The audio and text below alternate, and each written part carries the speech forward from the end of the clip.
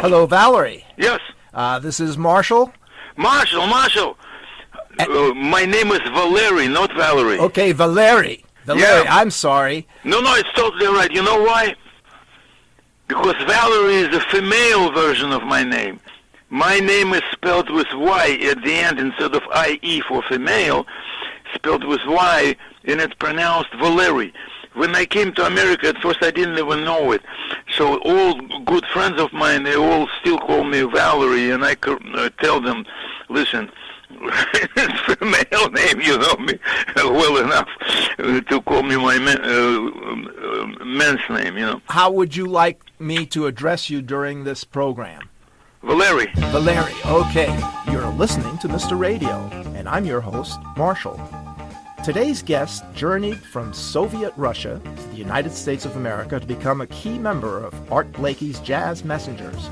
With the Messengers, he has performed at major concert halls, clubs, and numerous television appearances in Europe, Japan, and Brazil. And in the United States, he has made television appearances on To Tell the Truth, the PBS network, National Geographic Today, as well as CNN. It is my pleasure to introduce Valery Ponomarev to the show. Welcome to the show, Valery. Did I say it right? Absolutely. You did such a great job. Thank you so much. You know, I always, not recently, but like a couple of years ago, I started reminding all my friends, particularly old friends, I didn't even know that Valery is actually female version of my name. My name is Valery, which identifies a male, you know. Anyways, I didn't know it. I never said anything. But recently I started telling people, friends particularly who I know for years, listen, my name is Valery. Thank you for pronouncing it correctly. And that's the only time when I interrupt people, correct people or quote-unquote teach them what to do. I never do that, you know. But in this situation, I have to. Well, Valery... Thank you so much, Marshall. You saying it great, actually. Right? I have a bunch of questions for you. And That's why when we started talking today, I addressed you in Russian. I didn't think about it. I didn't really investigate. Do you speak Russian or your Russian origin or anything? But your last name was actually pretty popular in Russia, in former Soviet Union, in Russia today, and I just automatically, out of not even thinking about it, started talking, and you all of a sudden, you're speaking Russian to me. Well, I learned a little bit of Russian when I was in Russia in 1965, but I want to talk about that later. Oh, man, I would love to talk about it because I was still there. Yeah, we may have crossed paths in one of the... That's what I'm talking about. Yeah, in one of the tunnels going underneath the Moscow streets. But, it was being built then, right? Is that what you're saying? Yes. Oh, wow! You know which tunnel? Well, it was a pedestrian tunnel, and I was walking through the pedestrian tunnel. From one side of the street to another street. Yes. To another side of the street. Yes, so it must be. Then it was called Gorky Street. Yes, after it's one of your songs. Tverskaya now. It's back to its original name. Tverskaya. One of your tunes, yes.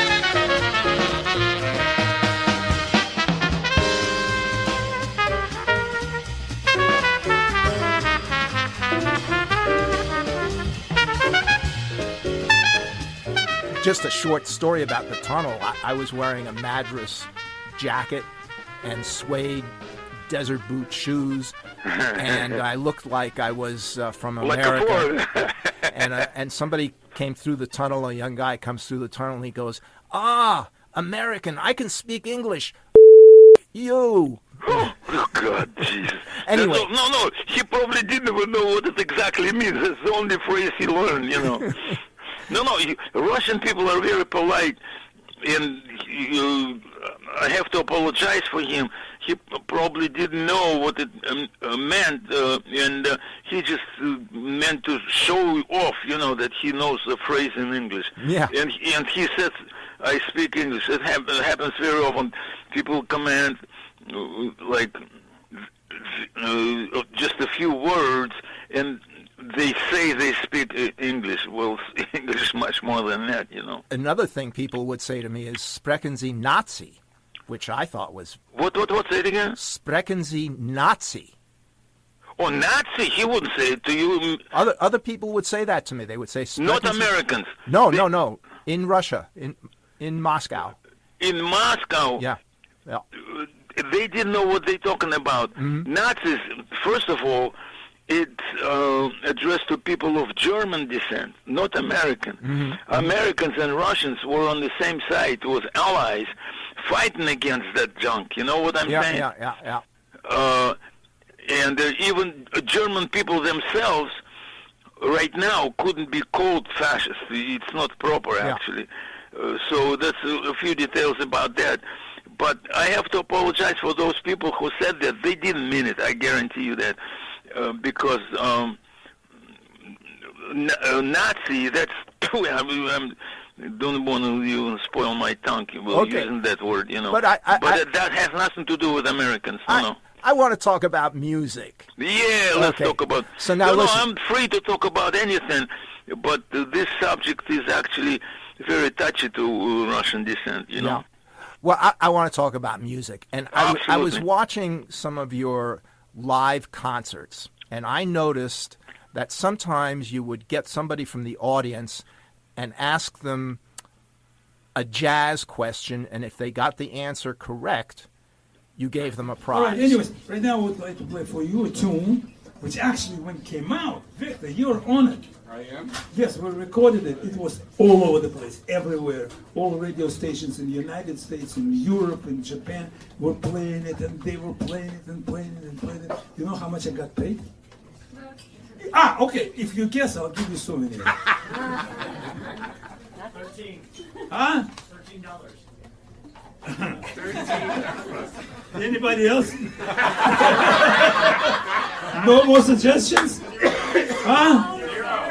Zero is the right answer. So I wanted to start the show by asking you a jazz question. Okay.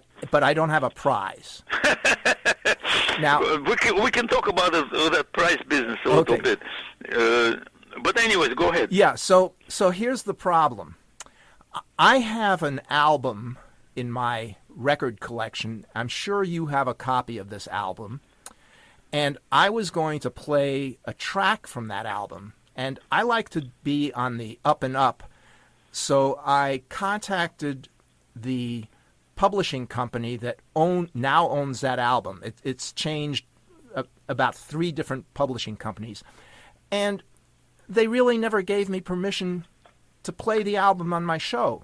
And, and my friend said, well, play it anyway. But I decided, no, I'm not going to play it. So instead, what I have done, I'm going to drop the needle on the track of this record to see if you can identify it. But I had to take out the music. So instead of the music, you're going to hear me hum. And to make it a little easier for you, I'm going to describe the album cover. But don't answer the question until you hear the end of my hum. Now, the album cover features a drummer, and he's wearing a tan leather jacket over a light green sweater. And there's a stage light highlighting his forehead as he uses 2, I think they're called jazz drum mallets, on 3 sets of drums with cymbals to his left and right. And on the album, the typeface is bright orange and green. And this is what the first track sounds like. I hope I don't scratch this record when I drop the needle on here, so let me see. Okay, here we go. Dum de dum de dum dum, dum dum dum de dum de dum dum, dum dum dum de dum de dum dum. Now, in case you still haven't guessed the name of this, I'll do a little bit of the vocals that come in. It goes, let's see. Every morning finds me moaning 'cause of all the trouble I see. Life's a losing gamble to me. Did I give you enough clues? The trouble I see. No, I still don't recognize the melody, actually, I have to admit. But it obviously was not one of the albums I was listening to every day, you know. So you can now spell out the whole thing. Moanin'. It's not Morning. It's Morning by Charlie Mingus, probably, but not by Bobby Timmons. Art Blakey. No. Morning by Art Blakey sounds like this. Ba ba ba ba da da da. Morning. Ba ba ba da ba morning. That's Morning. Okay, I really did a terrible job of that. Not terrible job, but you I need to work confuse the titles. That's anyways. If you played it, but anyways, on the Morning album, it sounds just like I was singing to you, and starts with Lee Morgan solo. Ba ba ba da, ba ba ba ba ba ba. For those who don't know it, most phrases played by musicians who know the language, they all have words to it, and this particular phrase actually also has words to it. It sounds like this: Big Fat Mama. Ba ba ba ba, big fat mama. All right. Well, I wish I could have done as good a job as you did, but how about if we listen? Because thanks to is it Jochen Becker of Zoho Music? Zoho Music. Oh, yeah. That's my album. Yeah, they gave me permission to play this. Why don't I give you permission? Okay. It's actually. Technically, it should be my property, and I give you permission. Don't worry about it. Okay, well then let's listen to Moanin'.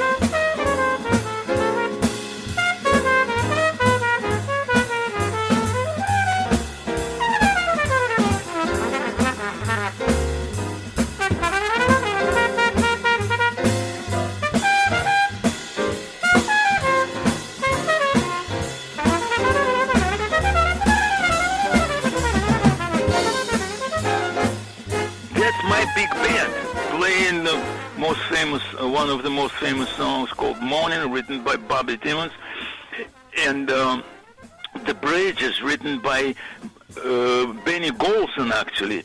At least Benny Golson was always on that album, on that most famous album called Morning, title song, right?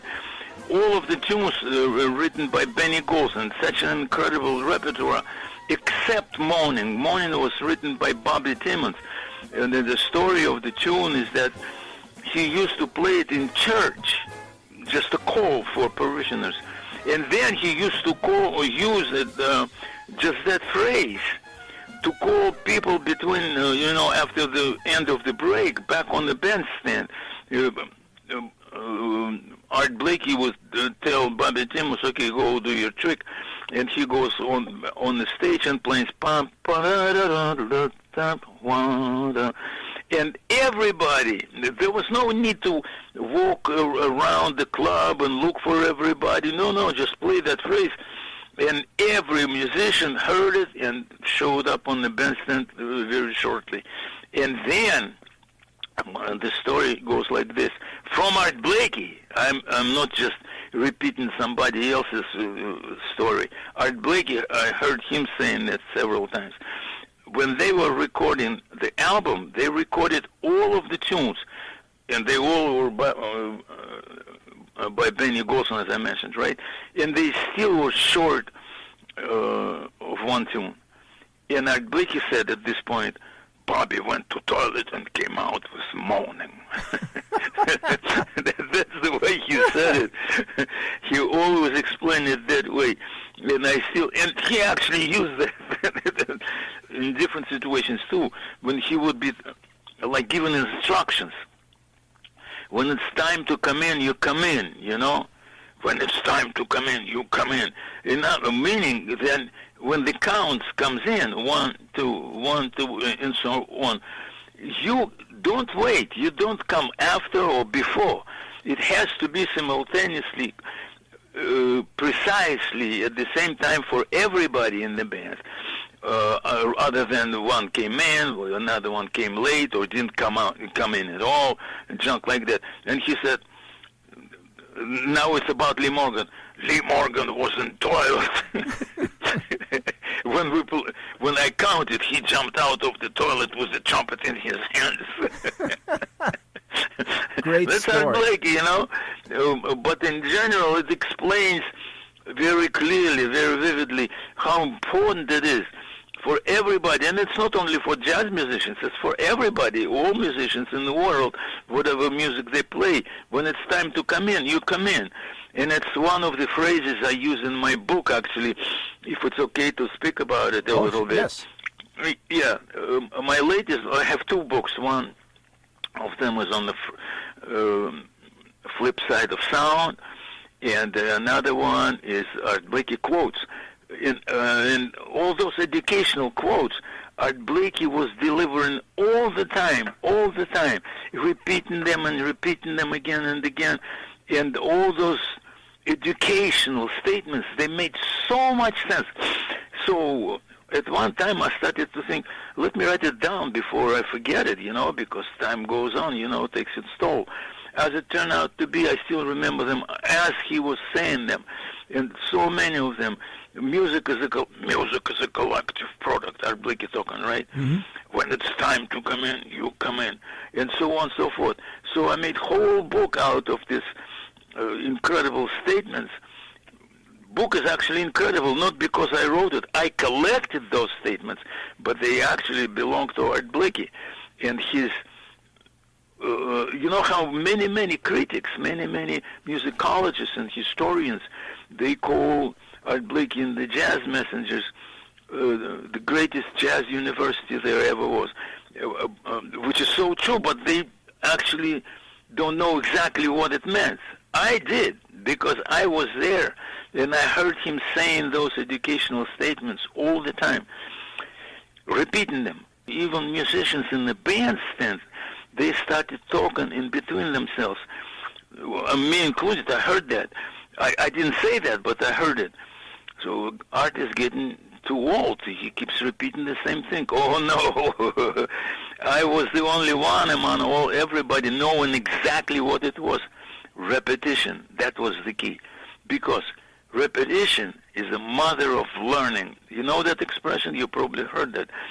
And it came from ancient, I thought, until rather recently, maybe 3-4 years ago, I learned that it actually comes from ancient Greek or even Latin language, In Latin, it sounds like this: repetitio è madre di studiare, which is in English would sound like repetition is mother of learning. And I've seen that statement in every classroom in Russia. When I was a child, I used to attend school, of course, right? And teaching was there in Russian. There was, as a foreign language, I learned German, actually, not English. But there was option to learn English. For some reason, I was appointed to German, which was also very important, particularly at that time, class. But anyways, well, it was written, when you mentioned повторение мать учения, which is exactly the same thing. Repetitio madre de studiar, repetition is mother of learning. That's what it was. That's why Art Blakey kept repeating it. He obviously knew that. And that's also, of course, in my book I was just mentioning, and you can interrupt me because this subject is so dear to me. I can talk about it. I just wanted to say that not only in Russia were you taught about repetition, but in college I had an instructor who said you have to say something 3 times: once at the beginning of the class, once in the middle of the class, and once at the end of the class, and maybe people will remember it. See, here we go, repetition. But this professor of yours, he knew that. But in most cases, people never say that. If you learn it, I learned it because I saw it in front of me for years, in every classroom I walk into. And I actually thought it was Russian expression. And as I mentioned, only 3-4 years ago, I learned it actually comes from ancient Greek, not even from Greek, but from Latin, which is like thousands of years ago. The same exact expression. Repetitio è madre di studiar. Here you go. How did you meet Art Blakey? That's a beautiful, great question. I love that. I came to, that's another story, of course, how I came to America. And, of course, my greatest aspiration was to meet Art Blakey and hear his band live. But Art Blakey was not in town. Due to his custom, not even custom, but his schedule, he was almost always on the road. He was working all the time. He was always somewhere else, either in the United States or in Japan or overseas, anyway, in Europe somewhere. He was always traveling, and he was not in town. So in the meantime, I met all my heroes, who were in town at the time, right? But not Art Blakey, and I was still like, when do I meet Art Blakey? When do I meet Art Blakey? And then at one time, a friend of mine calls me up and says, Val, Art Blakey is in town. I say, what? He's in 5 spot. Oh my God! And of course I was there already, and I heard Monk in there. I heard Charlie Rouse in there, and who else? I heard a lot of musicians. Not John Coltrane, of course, because he was already in the another hemisphere by then. But anyways, I met a lot of musicians. But the musicians, and they all played at 5 spot. It was a great club. And then all of a sudden I hear Art Blakey's there. Oh my God. So of course I run there, and here he is. Oh my God, I see Art Blakey himself sitting there. Chin Suzuki was next to him. Walter Davis, incredible piano player, a friend of Bud Powell, was on piano. David Schneider was on tenor. Oh my God. And Bill Hartman, who became my friend actually, was on trumpet. I was there watching this in the front row, and Art Blakey was right in front of me. So at the end of the set, Art Blakey came down, and immediately fans surrounded him, and it was a very thick crowd of fans asking him and all that. And I was there, of course, looking at him. He was right in front of me.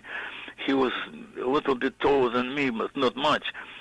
But very stout, a very strong person, looking like he trained, went to gym or something. But turned to be that playing drums the way he did all the exercises that he ever needed. He was a very strong person physically too, not only emotionally. So when I'm standing there, look at him, oh my God. All of a sudden, it was Mitch Froman. I still remember him, was a tenor player around town, Mitch Froman.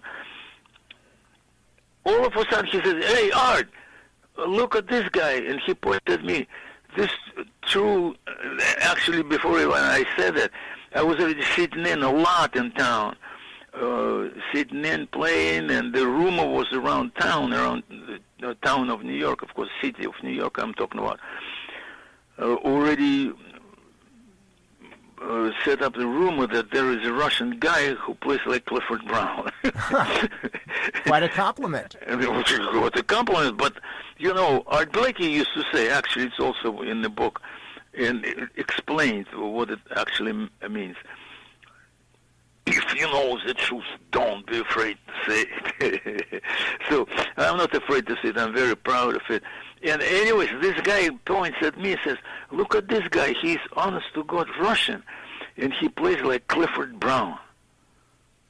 He, like, all of a sudden concentrated his gaze at me, looking at me. And in his eyes, I saw he recognized me. He knew who I was. He knew I was a messenger from Russia. Can you believe that? Uh-huh. And he asking me a question, who are you? I'm saying, I'm a trumpet player from Russia. Where is your trumpet? Wow. So I said, I'll come tomorrow, I'll bring it with me. We'll talk to you then. He said that and turned around and left. Uh-huh. Next day, I was there in front of him again, and the horn was under the chair I was sitting on, and sitting at him and looking at him, and letting him know that I'm here, and he said I could play with him. Where's my trumpet? Here's my trumpet. And he's right in front of me, and he pretends he doesn't even see me. He's right in front of me. And I'm looking at him every way I can, politely show him I'm here. He's my trumpet. I even pulled it from under the chair. All right. He doesn't say anything. Here comes the end of the show, of that set anyways. And all of a sudden, he waves hand at me and say, gesturing me, showing me, it's your time. Come in. Man, I didn't know time to take my horn out of the case, and I was in the bandstand. But Art Blakey left. I say, wait a second. I thought I'd be playing with Art Blakey. No, he invited another guy, Jim Lovelace, who was also new in town, coming from, I knew him. I knew Jim. He was a great drummer. And also he came from Texas. But compare coming from Soviet Union, USSR of those days, of Russia, and Texas, that's a big difference, right? And he waved at him too, to sit in and play. Jesus, all right. Okay, I'll play anyways, play theme song. So we played theme song. And as I started improvising, and the Jim started playing, he was a great drummer actually. He's dead now, but he was in full force then, just new in town, just like myself. And he played beautiful.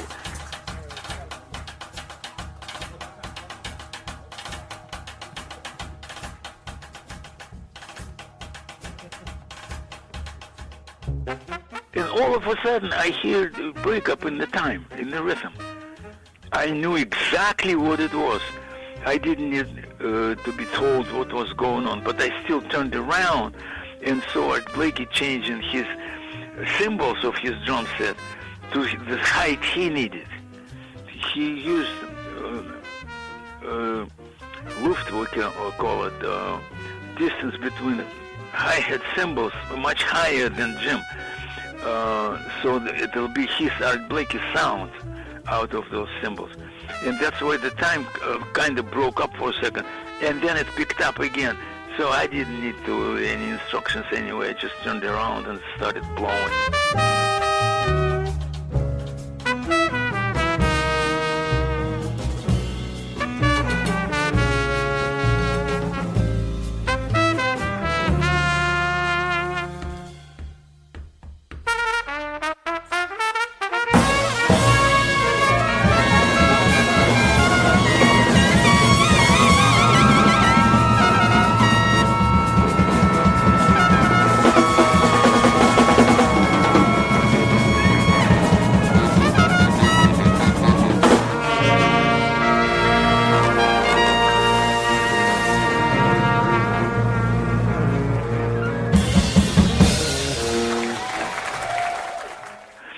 And I played to the end, improvising and all that. And playing accompaniment, oh my God, that's his classic accompaniment. Just like Blakey playing. Imagine getting used to his sound through headphones, through tape recorder, through radio, and all of a sudden you play with live Art Blakey in person, sitting there behind the drum set. That's really, something, life experience, I started playing, then we finished, he came up to, play a ballad. He told me, play a ballad. Usually, as I learned later when I was in the band already, if somebody was sitting in, he was allowed to sit in for a short number, and that's it. Over here, he calls me for second song, and featuring me on the ballad. So I started playing What's New.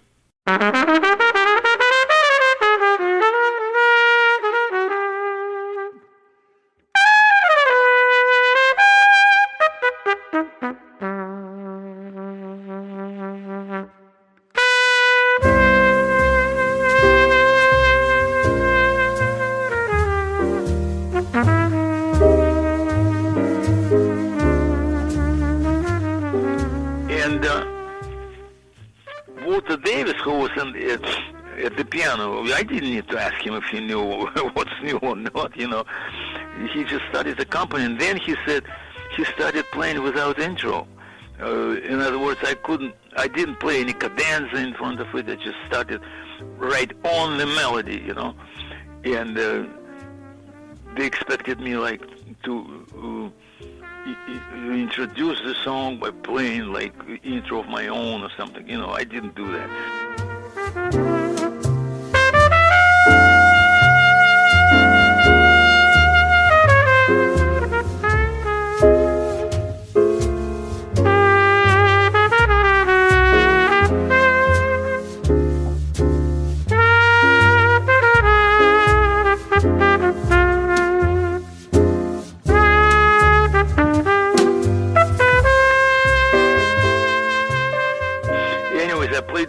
After that, he play another song, play theme song. So we played theme song again, And when I got off the bandstand, oh my God, I just got off the bandstand. I don't even remember packing my horn actually in the case. All of a sudden, strong hands hugged me, grabbed me like that, and it was Art Blakey. And I still hear his voice into my ear. You'll be playing with my band. You'll be playing with my band. That was him hugging me as his son or somebody in the family, telling me I'd be playing in his band. And a short while later, this is actually another story, short while later I joined Art Blakey in the Jazz Messages. But that's what he said, and he kept his word. You've been listening to Mr. Radio, and I'm your host, Marshall. This program was written and produced by Marshall. Our theme music was played by Ululation, featuring Valery Ponomarev on trumpet. Mr. Radio is available wherever you get your podcasts, including iTunes and Spotify. Subscribe to our podcast and leave us a review. And don't forget to tune in next week for another episode of Mr. Radio.